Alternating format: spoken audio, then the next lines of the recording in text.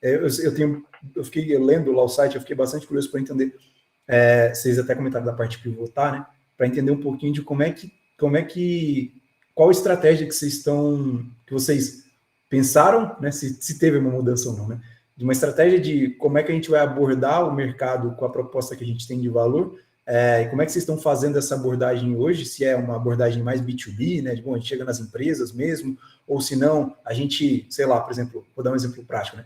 O Pipefy, por exemplo, é um player que o Alonso vive falando disso, do tipo, ele não chegava nas empresas grandes, ele dava o acesso ao Pipefy gratuito, então o usuário da empresa, o funcionário da empresa grande usava o Pipefy, até o momento que o Pipefy ficava tão relevante que ele voltava lá na empresa e falava assim, cara, a gente precisa contratar esses caras aqui, porque a gente está rodando tudo no Pipefy aqui, e é ótimo, e a empresa poderia comprar. Aí o decisor vem, né, e fala, pô, eu tenho, sei lá, 30 pessoas usando aqui, será que a gente pode comprar? Então a venda ficava muito melhor, né?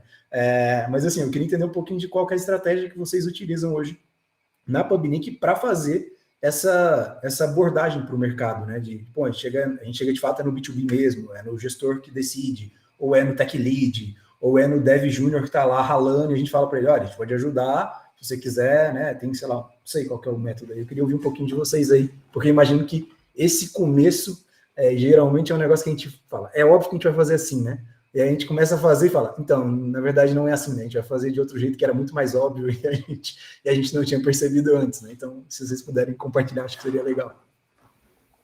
Eu posso comentar um pouquinho. A gente tá em processo de construção também, porque legal. É um mercado novo e a nossa proposta é um pouquinho diferenciada do que já existe no mercado, porque o nosso serviço ele é personalizado mesmo. Então, a gente senta com a empresa, é uma abordagem B2B, a gente senta com a empresa que tem demanda por programadores, entende a necessidade.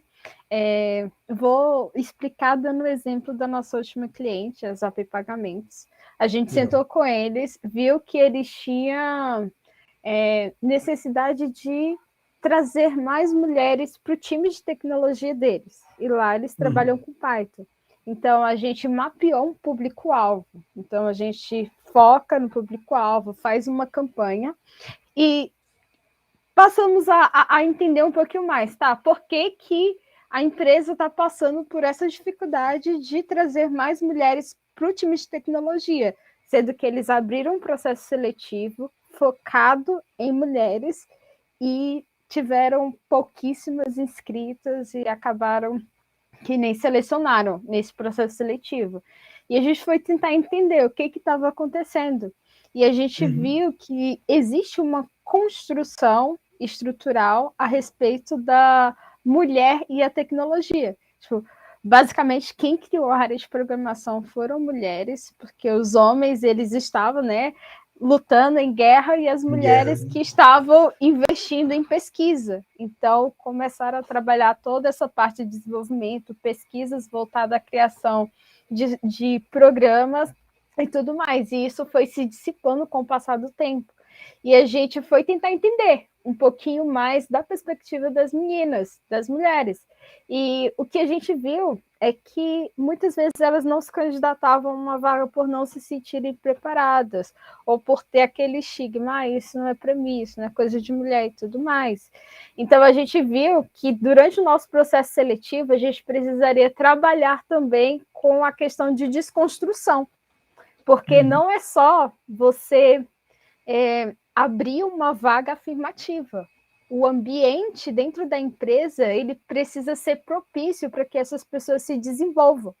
E isso a gente nota desde o processo seletivo. Então, a gente acabou assumindo essa responsabilidade de trabalhar essa desconstrução.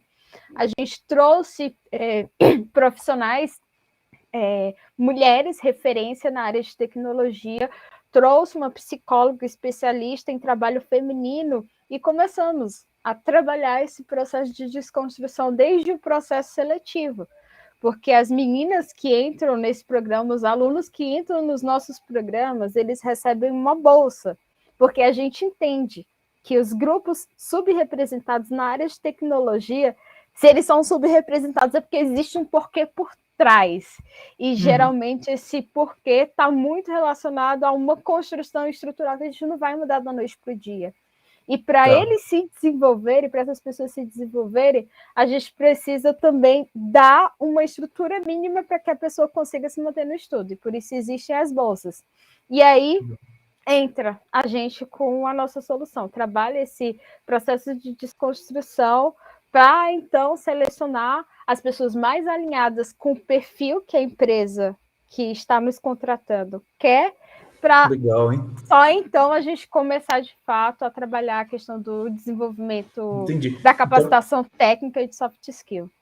Entendi. Então, na prática, vocês fazem um serviço de hunting mesmo. Tipo, vocês fazem um headhunting ali de achar aquelas pessoas que têm o fit com o que a empresa está buscando, e aí vocês trazem elas para uma turma e ainda custeiam uma bolsa, que essa bolsa, na prática, ela é paga dentro do serviço que vocês estão vendendo para a empresa, né? Então, a empresa contrata vocês e obviamente, custeia essa bolsa para que vocês façam esse treinamento da melhor forma para esses desenvolvedores, perfeito? A empresa ela paga pelo nosso serviço e a bolsa do aluno é paga pela empresa diretamente ao aluno, porque o aluno beleza, ele então já entra. Não, o aluno ele já entra com um vínculo de estagiário com aquela empresa. Legal. Entendeu? Legal. Aí a gente gerencia o time de estagiários da empresa.